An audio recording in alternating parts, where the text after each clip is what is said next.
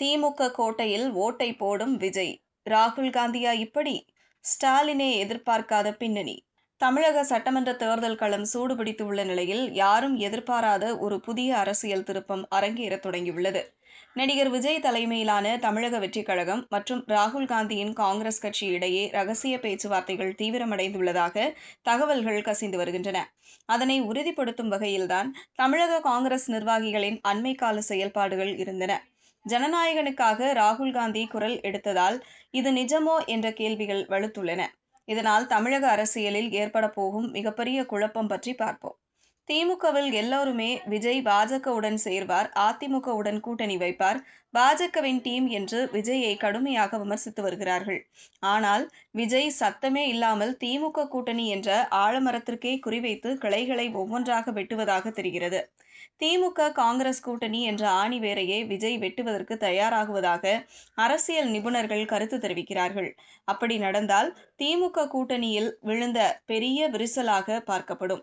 ஏனெனில் திமுக காங்கிரஸ் கூட்டணி என்பது கடந்த 2004ஆம் ஆண்டில் தொடர்ந்து 2025 வரை தொடர்ந்து வந்துள்ளது. இடையில் 2014ஆம் ஆண்டு மட்டும் கூட்டணி அமையவில்லை. மற்றபடி தொடர்ந்து திமுக காங்கிரஸ் கூட்டணி தொடர்ந்து வந்தது. குறிப்பாக சொல்வது என்றால் கடந்த 8 தேர்தல்களாக திமுகவுடன் கைகோர்த்து வந்தது காங்கிரஸ்.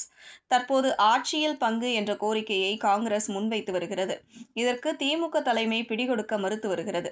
திமுக நிர்வாகிகளை பொறுத்தவரை தங்களுடைய பலத்தில்தான் காங்கிரஸ் எம்பி, எம்எல்ஏக்களை ஜெயிக்கிறது என்றும் அவர்களுக்கு சுத்தமாக தமிழ்நாட்டில் செல்வாக்கு இல்லை என்று பலமாக நம்புகிறார்கள். இதனால் திமுக நிர்வாகிகள் காங்கிரஸ் கட்சியின் இந்த கோரிக்கையை கடுமையாக எதிர்க்கிறார்கள். இதற்கு காங்கிரஸ் கட்சியின் மாணிக்கம் தாக்கூர், ஜோதிமணி, கார்த்தி சிதம்பரம், வேலுச்சாமி என தமிழக காங்கிரஸ் கட்சி நிர்வாகிகள் பலர் எதிர்வினை ஆற்றுகிறார்கள். காங்கிரஸ் கட்சியை பொறுத்தவரை திமுகவுடன் இருந்தால் திமுகவின் கிளைக்கழகம் போலவே காங்கிரஸ் கட்சியை பார்ப்பார்கள் என்றும் இது காங்கிரஸ் கட்சியின் வளர்ச்சிக்கு நல்லது அல்ல என்று நினைக்கிறார்கள்.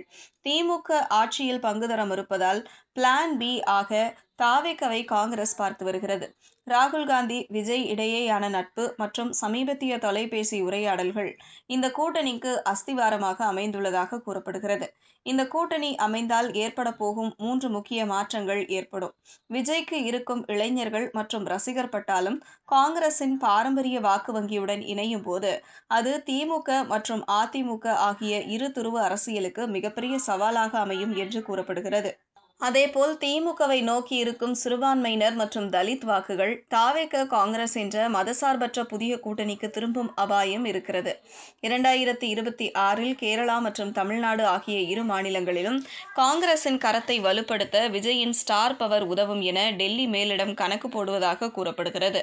இது தொடர்பாக அரசியல் நோக்கர்களின் கூற்றுப்படி இந்த கூட்டணி அமைந்தால் அது 1996இல் மூப்பனார் ரஜினி ஏற்படுத்திய தாக்கத்தை விட பெரியதாக இருக்கும். ஆனால் விஜயை முதலமைச்சர் வேட்பாளராக காங்கிரஸ் ஏற்குமா அல்லது ஆட்சியில் சமபங்கு கிடைக்குமா என்பதுதான் இதில் உள்ள ஆகப்பெரிய சிக்கலாக இருக்கும்.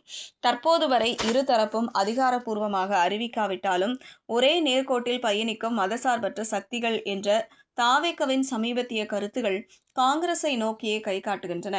ஜனநாயகனுக்கு ஆதரவாக ராகுல் காந்தி குரல் கொடுத்திருப்பதன் மூலம் திமுகவிடம் ஒன்று பேரம் பேச தாவேகாவை பயன்படுத்தலாம் என்றும் அல்லது விஜயுடன் காங்கிரஸ் கூட்டணி சேரலாம் என்றும் தகவல்கள் பரவுகிறது. இது இரண்டுமே திமுகவிற்கு நல்லது இல்லை. வலுவான கூட்டணி எப்போது உடையும் என்று காத்து கொண்டிருக்கிறது அதிமுக மற்றும் பாஜக. அப்படி உடைந்தால் அது திமுகவிற்கு பெரிய பாதிப்பாகும் என்கிறார்கள் அரசியல் நிபுணர்கள்.